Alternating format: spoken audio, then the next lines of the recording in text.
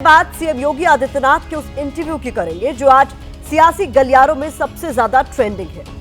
News agency ANI को दिए इस इंटरव्यू में योगी आदित्यनाथ ने 2027 के यूपी विधानसभा चुनाव का एजेंडा क्लियर कर दिया है। 1 घंटे 13 मिनट वाले इंटरव्यू में कही गई बातों से साफ हो गया है कि यूपी विधानसभा का चुनाव किन बड़े मुद्दों पर लड़ा जाना है। हम आपको सिर्फ इस इंटरव्यू की बड़ी बातें नहीं बताएंगे, बल्कि उन बातों का 2027 के चुनाव से कनेक्शन भी समझाएंगे। सबसे पहले ग्राफिक्स में इस पूरे इंटरव्यू का सार आपको समझाते हैं।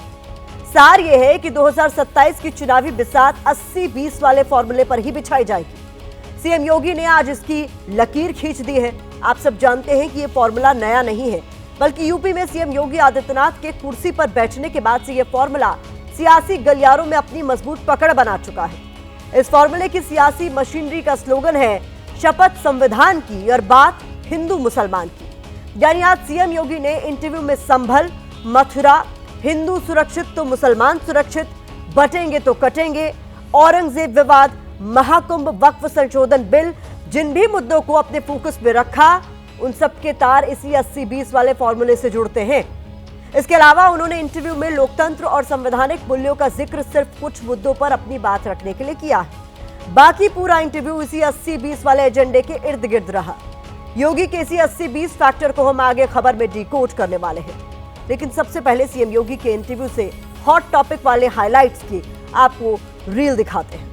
आप कितनी जगह खोदेंगे, कितने मस्जिद, जितने भी होंगे सब ढूंढेंगे, सब निकालेंगे। फिर आप मथुरा की बात क्यों उठा रहे हैं? मथुरा की बात क्यों नहीं उठानी? मथुरा श्री कृष्ण की जन्मभूमि नहीं है क्या? पर वो तो अब कोर्ट में है ना। कोई कोर्ट का ही आदेश पालन कर रहे हैं ना, तो अब तक तो वहाँ बहुत कुछ हो गया होता। उत्तर प्रदेश में मुसलमान सबसे ज्यादा सुरक्षित है, सबसे ज्यादा सुरक्षित है।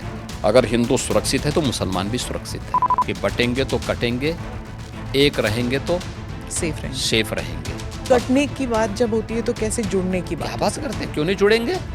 जब कटने काटने की बात आप मुझे बताइए, इतिहास में करोड़ों हिंदू काटे नहीं गए क्या? जिनके आदर्श औरंगजेब हों तो उनका आचरण भी उसी प्रकार का जरूर होगा। क्या रंग बिरंगे कपड़े पहनते नहीं? हिंदू से ज्यादा रंग बिरंगे तो मुसलमान ही पहनता कपड़ा।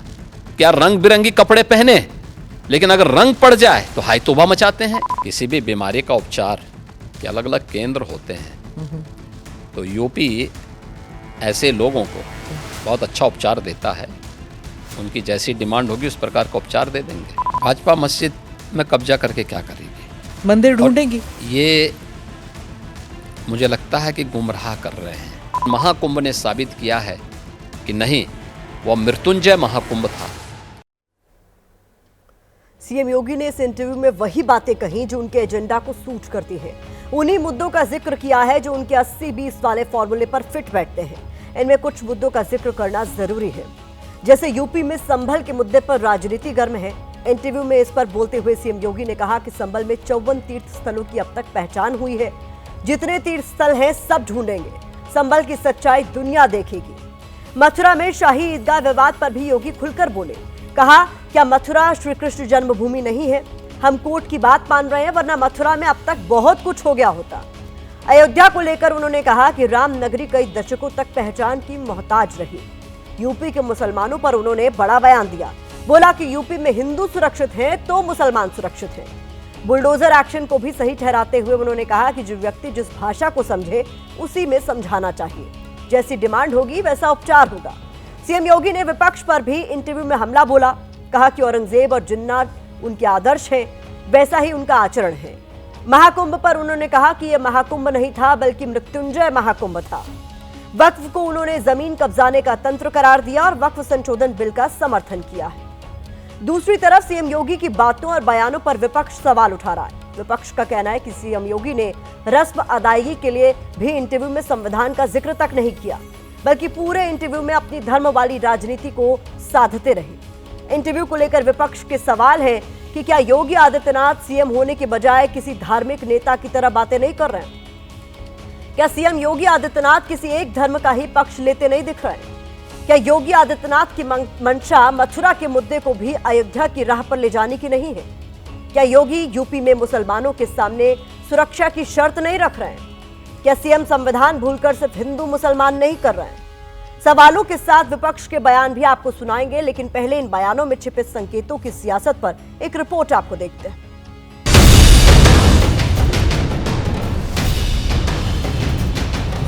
मथुरा श्री कृष्ण की जन्मभूमि नहीं है क्या? कोर्ट का ही आदेश पालन कर रहे हैं ना, तो अब तक तो वहाँ बहुत कुछ हो गया होता है। अगर हिंदू सुरक्षित है तो मुसलमान भी सुरक्षित है। केंद्र की मोदी सरकार सबका साथ सबका विकास की बात करती है। बीजेपी की तरफ से ईद पर सौगातें मोदी जैसी सद्भावना बढ़ाने वाले कार्यक्रम चलाए जाते हैं। दूसरी तरफ सीएम योगी सिर्फ और सिर्फ हिंदुत्व की पिच को अपने बयानों से आगे बढ़ाते हैं। एक बार फिर एएनआई के इंटरव्यू में सीएम योगी ने अपनी सियासत के इसी दांव को हवा दी है।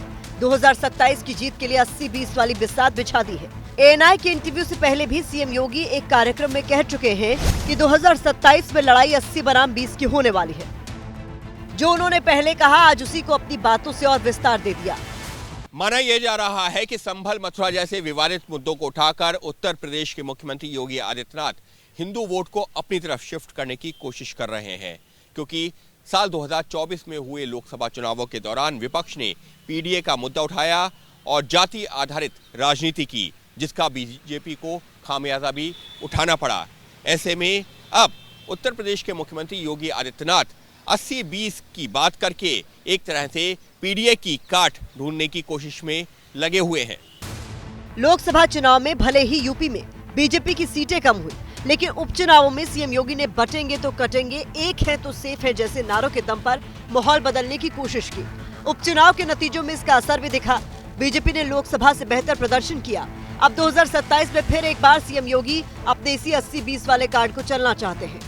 बटेंगे तो कटेंगे, एक रहेंगे तो सेफ रहेंगे। जब कटने काटने की भाई बात आप मुझे बताइए, इतिहास में करोड़ों हिंदू काटे नहीं गए क्या? तो फिर लाखों हिंदू कश्मीर में काटे नहीं गए क्या? ये खुरेदने से क्या दंगे वंगे नहीं होंगे? दंगे कैसे होंगे? फिर दंगाइयों का उपचार भी तो है। समाजवादी पार्टी अध्यक्ष अखिलेश यादव भी जानते हैं कि सीएम योगी की नजर पीडीए को फेल करने की है। इसीलिए कुछ दिन पहले उन्होंने कहा था कि अभी ये मुसलमानों के खिलाफ नफरत फैला रहे हैं, फिर पीडीए के खिलाफ नफरत फैलाएंगे। अभी ये मुस्लिम समाज के प्रति नफरत फैला रहे हैं, आने वाले समय में पीडीए समाज के खिलाफ नफरत फैलाएंगे। तो क्या 2027 की चुनावी जंग पीडीए वर्सेस 80-20 की होने जा रही है? एक्सपर्ट्स क्या कह रहे हैं वो भी सुनिए।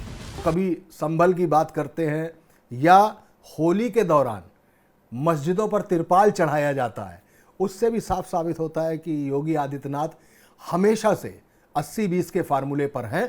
तो उत्तर प्रदेश में योगी आदित्यनाथ के रहते 2027 अगर लड़ा जाएगा तो योगी आदित्यनाथ का फार्मूला 80-20 ही होगा।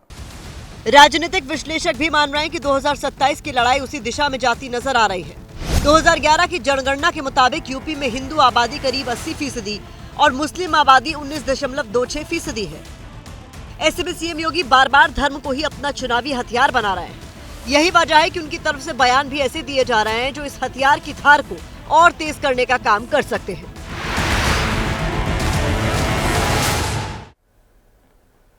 हालांकि जाति धर्म को लेकर बीजेपी में दो सुर सुनाई दे रहे हैं। कुछ दिन पहले केंद्रीय मंत्री नितिन गडकरी ने कहा था कि जाति, धर्म, भाषा के आधार पर भेदभाव नहीं किया जाना चाहिए। जो जात की बात करेगा उसको कसके लात मारूंगा। दूसरी तरफ सीएम योगी आदित्यनाथ हैं जो लगातार जाति धर्म की ही राजनीति पर आगे बढ़ रहे हैं। हालांकि बीजेपी के सहयोगी भी योगी के बयान से इत्तेफाक नहीं रखते। बिहार में एनडीए की पार्टनर जेडीयू के एमएलसी खालिद अनवर कह रहे हैं कि सीएम योगी मर्यादा से कभी कभी नीचे उतर जाते हैं। सभ्य लीडर को इस तरह की बयानबाजी नहीं करनी चाहिए। एसपी अध्यक्ष अखिलेश यादव ने कहा है कि ये विदाई की भाषा है, विदाई का समय आ गया है। आम आदमी पार्टी के सांसद संजय सिंह ने कहा है कि योगी जी भी कभी रोजगार पर बोलते हैं क्या? पहले उनको यूपी के हालात पर बात करनी चाहिए। जो एजेंडा उनको सूट करता है उस पर बात करेंगे। यूपी कांग्रेस अध्यक्ष अजय राय का सवाल है कि कभी औरंगजेब की बात तो कभी संभल की बात। लोगों के तन पर कपड़े जैसे कैसे आएंगे, इसकी बात क्यों नहीं की जाती? यानी योगी के इंटरव्यू के बाद दिल्ली से यूपी और बिहार तक सियासी गलियारों का तापमान बढ़ा हुआ है। योगी के धार्मिक मॉडल के खिलाफ विपक्ष आग बबूला है।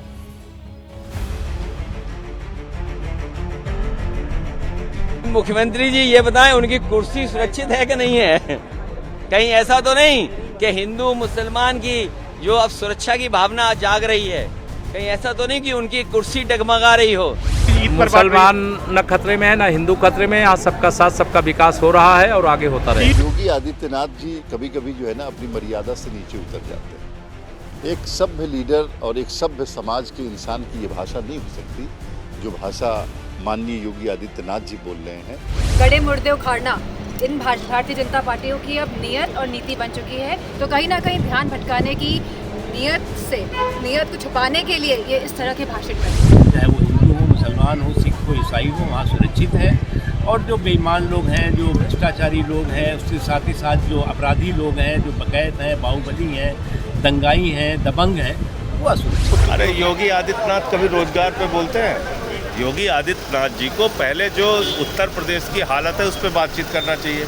जो एजेंडा उनको सूट करेगा उस पर वो बात करेंगे, वो ठीक नहीं। तो योगी बाबा के राज में ना तो मुसलमान सुरक्षित है, न हिंदू सुरक्षित है, न हमारी बेटियां, बहनें, महिलाएं। संभल के अंदर 5-5 लोगों की जान ले ली गई है और प्रदेश के अंदर कई बार मॉब लिंचिंग हो चुकी है, तो सुरक्षित है हमारे यहाँ मुसलमान। उनका मन केवल और केवल हिंदू और मुसलमान कभी बाबर की बात करेंगे, कभी औरंगजेब की बात करेंगे, कभी संभल की बात करेंगे, कभी बहराइच की बात करेंगे। लोगों के तन पे कपड़े कैसे आएंगे? मस्जिदों मज़ारों को खोदने की बात करते हैं योगी जी। कौन सा नीति अपनाना चाहते हैं? देश चलेगा तो संविधान से चलेगा, देश योगी के विचारों से नहीं चलने वाला है। अगर भारत की बात की फोकस से देखें तो एक बार फिर वही धर्म जाति वाला पारंपरिक चुनावी मुद्दा यूपी की राजनीति के केंद्र में है। आजादी के 75 साल बाद भी हम इनसे आगे नहीं बढ़ पाए हैं। विधानसभा का चुनाव हो या लोकसभा का चुनाव, हर जगह हर बार धर्म जाति की ही बात होती है। लेकिन नेताओं को याद रखना चाहिए कि धर्म और जाति किसी की भूख नहीं मिटा सकते। ऐसे में जरूरत धर्म जाति से हटकर रोजगार और विकास जैसे जरूरी मुद्दों पर फोकस करने की है।